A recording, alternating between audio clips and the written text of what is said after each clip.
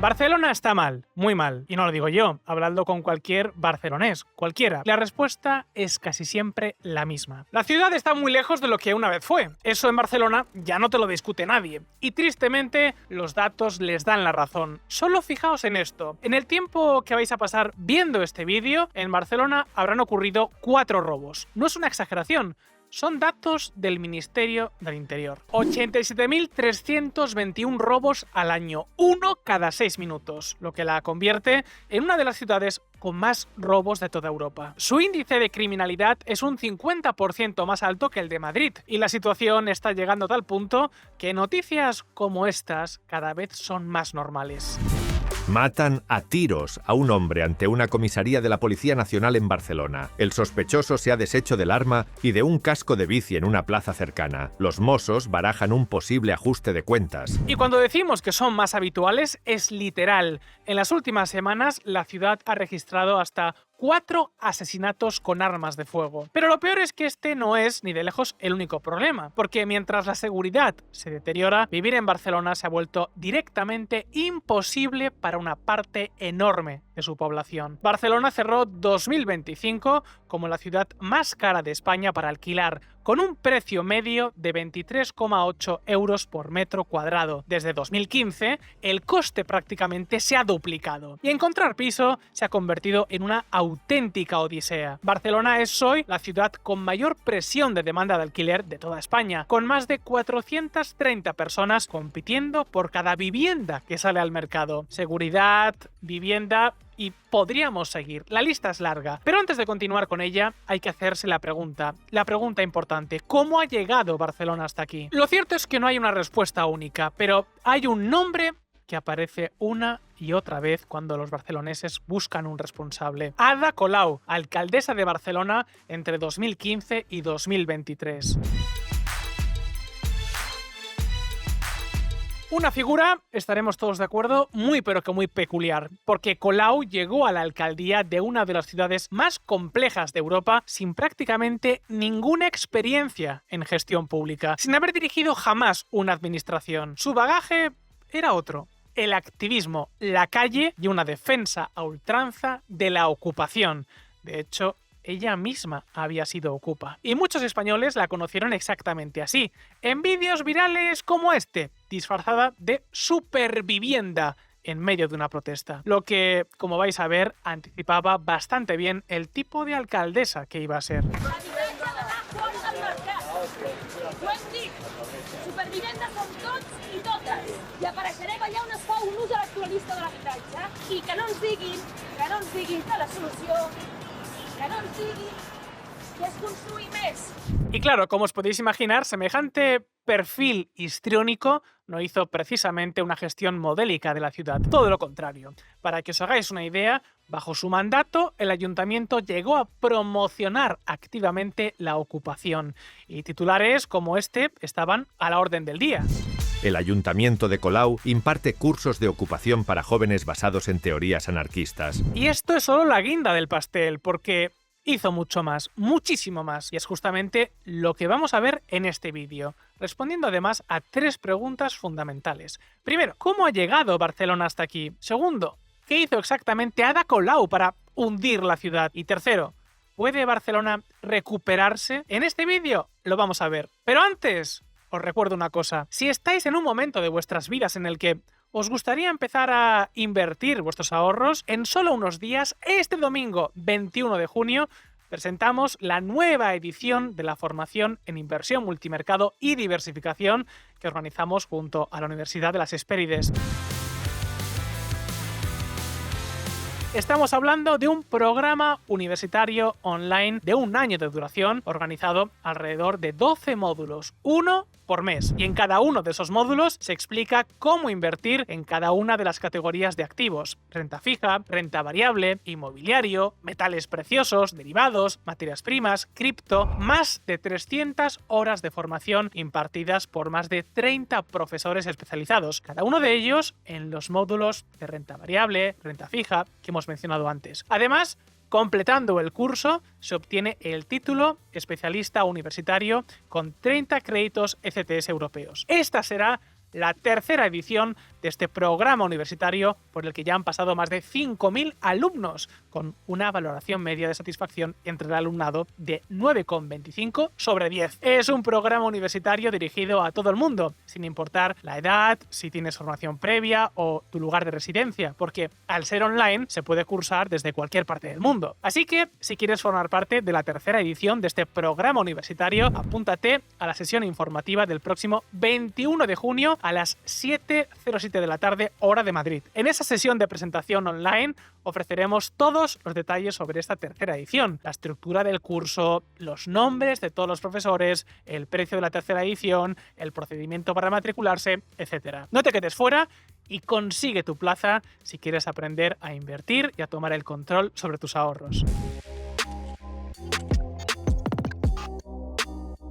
Para entender por qué Barcelona está donde está, hay que entender el contexto en el que se encuentra. Y es que la situación actual no es fruto de un solo error ni de un solo actor. Es la suma de muchas decisiones tomadas en muchos niveles distintos. El gobierno central ha tenido su parte y no es menor. Por ejemplo, la gestión migratoria. Hoy hay más de 7,2 millones de extranjeros viviendo en España. Para que os hagáis una idea, desde que Pedro Sánchez llegó a la Moncloa, la población de origen extranjero ha crecido en casi 3,6 millones de personas y buena parte de esa población acaba concentrándose en las grandes ciudades. Barcelona, la primera. Más demanda de vivienda, menos oferta, más presión sobre los precios. Y esto es solo un ejemplo. ¿Queréis otro? Pues la gestión de las infraestructuras ferroviarias. Rodalies, el servicio de cercanías de Cataluña, es un desastre crónico. Retrasos constantes, averías, la infraestructura totalmente deteriorada y a veces algo que es peor que eso. Al menos un muerto y 37 heridos, 5 de ellos graves, por el choque de un tren de Rodalies contra un muro caído a la vía en Gélida. Y esto no es un problema menor. Una red de cercanías que funcione permite que quienes trabajen en Barcelona no tengan que vivir en la misma Barcelona. Reduce la presión sobre la vivienda, distribuye la población por el territorio. Pero cuando esa red falla, año tras año, todo el peso recae sobre la ciudad. Y así hay miles de ejemplos más. Ahora bien, el gobierno central no ha sido el único nivel donde las decisiones han afectado directamente a Barcelona. Si bajamos un escalón al nivel autonómico, la historia es la misma o incluso peor. Solo hay que ir unos años atrás para entender cómo el contexto regional ha marcado la ciudad. Y sí, aquí estoy hablando del procés. En 2017, la crisis política entre Cataluña y España alcanzó su punto álgido. El 1 de octubre se celebró un referéndum de independencia. Posteriormente, el Parlamento de Cataluña declaró la independencia de forma unilateral y el gobierno español respondió aplicando el artículo 155 de la Constitución, suspendiendo temporalmente la autonomía catalana. Y las empresas no esperaron a ver cómo terminaba. Más de 8.000 compañías trasladaron entonces su sede social fuera de Cataluña. Aunque algunas han vuelto, la reacción fue casi inmediata. Hablamos de gigantes como CaixaBank, Sabadell, Naturgy, Celnex, Grupo Planeta, de un plumazo, fuera. Pero ojo, porque aquí hay un matiz importante. La mayoría mantuvo su actividad en Cataluña. Los empleados se quedaron, las oficinas también. El daño no fue tanto económico en lo más inmediato, fue algo más difícil de cuantificar y mucho más difícil de recuperar: la reputación. Algo que afectó mucho más a medio y largo plazo, porque creó una duda seria sobre el futuro de la región. Y cuando esa duda existe, muchas empresas dejan de ver Barcelona como un posible destino de inversión y simplemente se van a sitios donde eso no existe. Y esto no es un invento nuestro del equipo de Visual Economic, no, se ve reflejado en los números. La inversión extranjera en Cataluña pasó de más de 8.000 millones de euros en 2016 a una media de 4.000 millones en los años siguientes. La mitad es fumada. Pero ojo, porque el procés no fue lo único, porque a la inestabilidad política se le suma una presión fiscal de las más altas del Estado. El cóctel perfecto. Cataluña tiene uno de los impuestos sobre la renta más elevados de España, un impuesto de patrimonio patrimonio que otras comunidades han eliminado o bonificado casi por completo, y un impuesto de sucesiones que en muchas regiones es casi testimonial, pero aquí puede llevarse una parte muy significativa de una herencia. Para un empresario sopesando dónde instalarse, estas cuestiones no son un detalle menor, es parte crucial del cálculo. Además, ya no es solo que dificulten las inversiones, es que en algunos casos las bloquean de forma directa. El ejemplo más claro es el Aeropuerto del Prat. En 2021 había un acuerdo de 1.700 millones de euros sobre la mesa para ampliarlo. Una inversión que había permitido a Barcelona convertirse en un hub de conexión aérea de primer nivel, con capacidad para competir con las grandes capitales europeas. Pero la Generalitat lo detuvo. Esquerra Republicana y los comuns pusieron el delta del Llobregat como línea roja. El acuerdo se cayó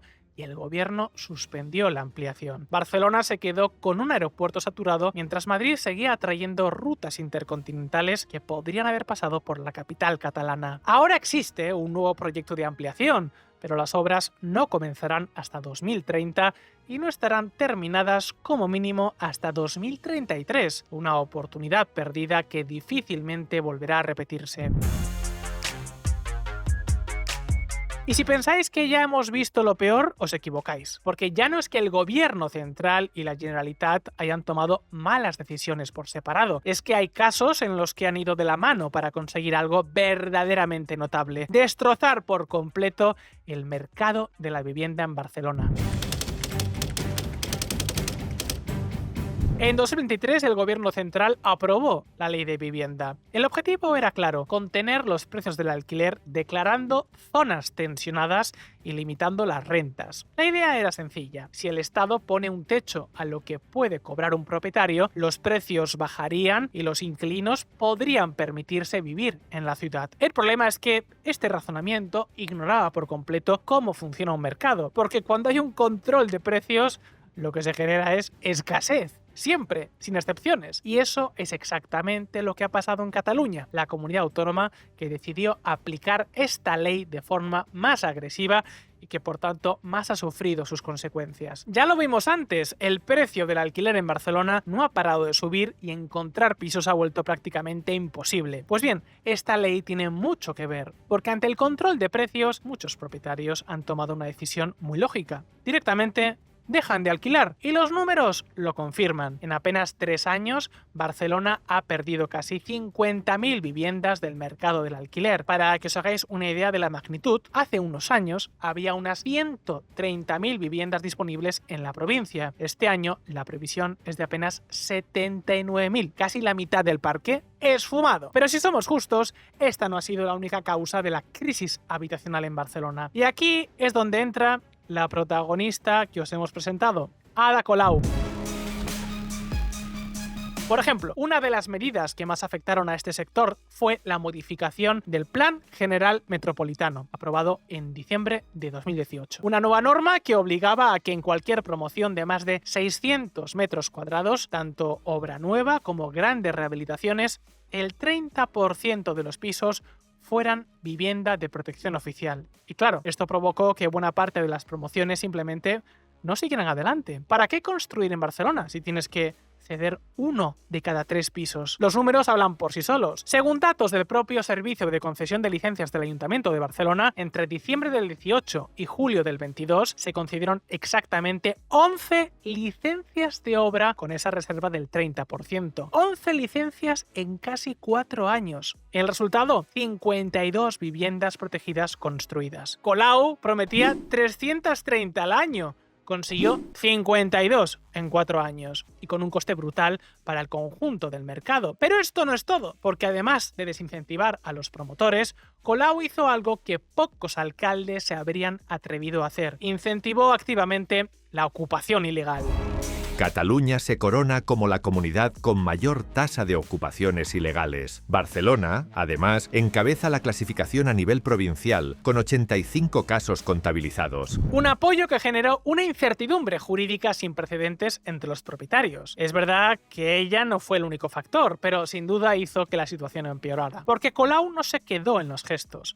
No fue solo cuestión de talleres de ocupación o declaraciones públicas. fue mucho más allá. En 2017 emitió una instrucción interna a la Guardia Urbana, el procedimiento operativo 11/17, que ordenaba a la policía local intervenir en los llamados desahucios extrajudiciales. Traducido al castellano: si eras propietario e intentabas recuperar tu propia vivienda ocupada ilegalmente, la policía de la señora Colau podía plantarse en la puerta y frenarte. Y todavía hay más. Su ayuntamiento facilitó el empadronamiento sin domicilio fijo, permitiendo que personas en situación de ocupación ilegal pudieran registrarse en el padrón municipal. Con eso, accedían a servicios públicos y de paso acreditaban arraigo, lo que complicaba enormemente cualquier proceso legal de desalojo. El resultado: un propietario en Barcelona tenía todos los motivos del mundo para no alquilar. Pero es que además, este clima de impunidad no solo destruyó el mercado de la vivienda, se convirtió en el caldo de cultivo perfecto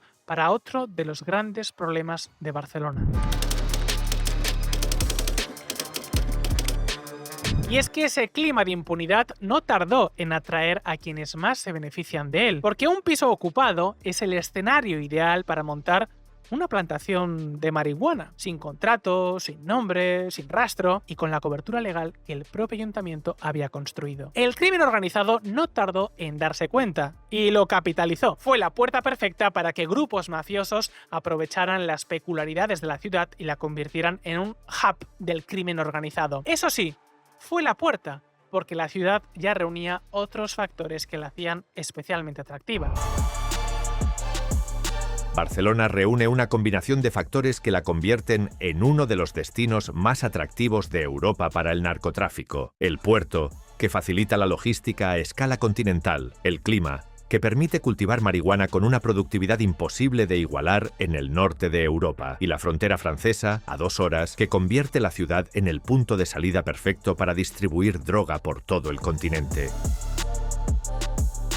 En ese contexto, los narcopisos florecieron como la espuma. Grupos criminales empezaron a operar desde la ciudad. La producción dejó de hacerse en naves industriales o casas de campo. Se trasladó a los pisos. Y en algunos barrios enteros de Barcelona, el tráfico de drogas dejó de ser algo puntual para convertirse en parte del paisaje, con organizaciones extranjeras violentas dedicadas a la producción y exportación a Europa. Y no solo eso, porque la cosa se pone aún peor. Con el tiempo, las bandas empezaron a competir entre ellas. Aparecieron los llamados vuelcos, asaltos a plantaciones de otros narcos para robarles la cosecha, con armas de fuego, a veces incluso haciéndose pasar por policías. Y junto a eso, luchas por controlar zonas de venta, disputas territoriales que se resuelven en la calle, a tiros. Y esto tiene un efecto que va mucho más allá de la violencia entre bandas, porque toda esta actividad criminal satura a los cuerpos de seguridad. Y cuando los Mossos y la Policía Nacional están desbordados persiguiendo al crimen organizado, otros delitos quedan desatendidos. Los robos se disparan,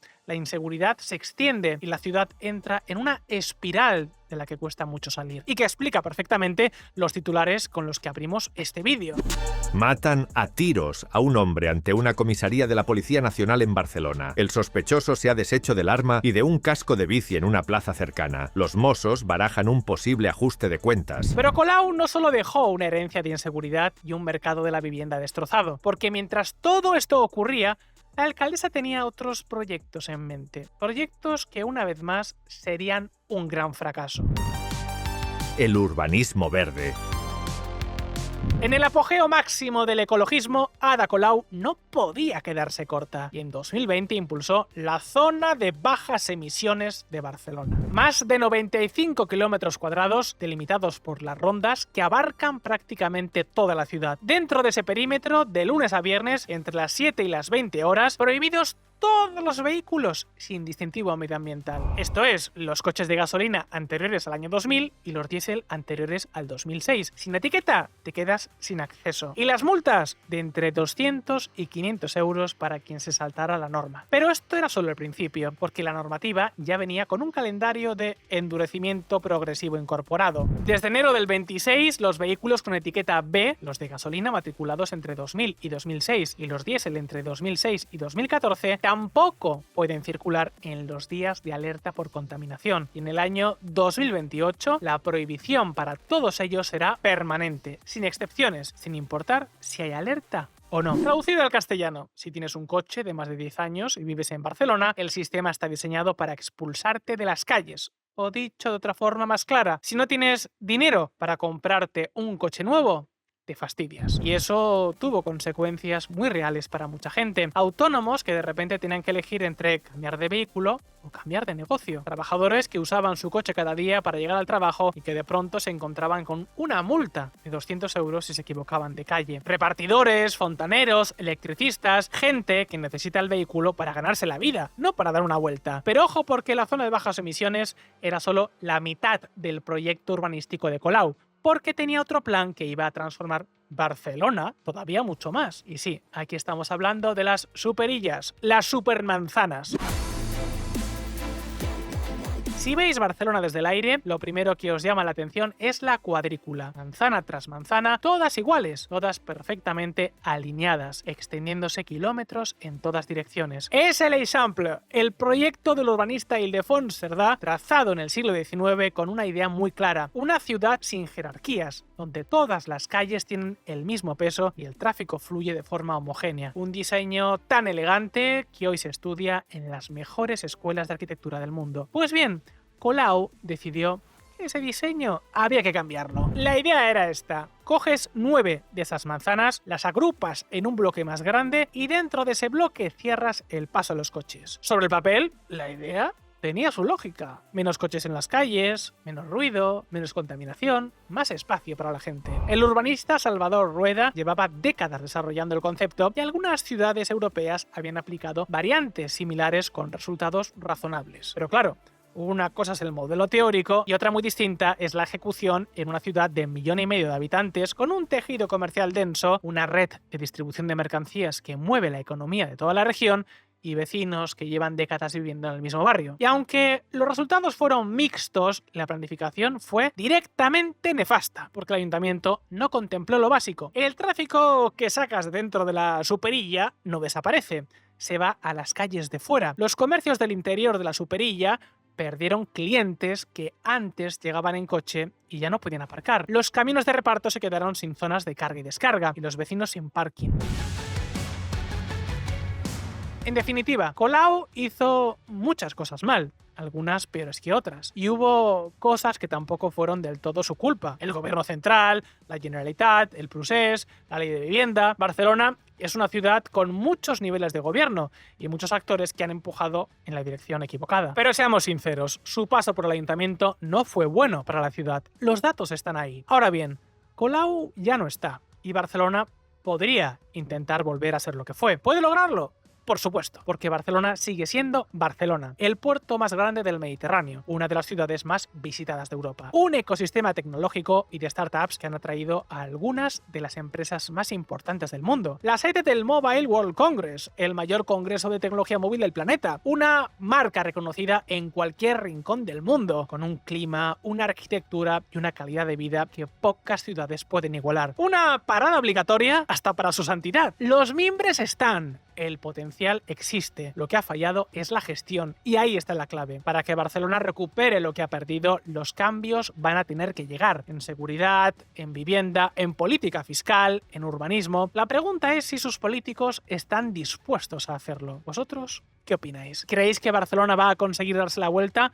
¿O el daño ya es demasiado profundo? Podéis dejarnos vuestra respuesta abajo en los comentarios. Y como siempre, no olvides que aquí en Visual Economic sacamos vídeos nuevos todas las semanas. Así que suscríbete a este canal y dale a la campanita para no perderte ninguna de nuestras novedades. Si te gusta este vídeo, dale al botón de like y nos vemos en uno próximo. Un saludo y hasta pronto.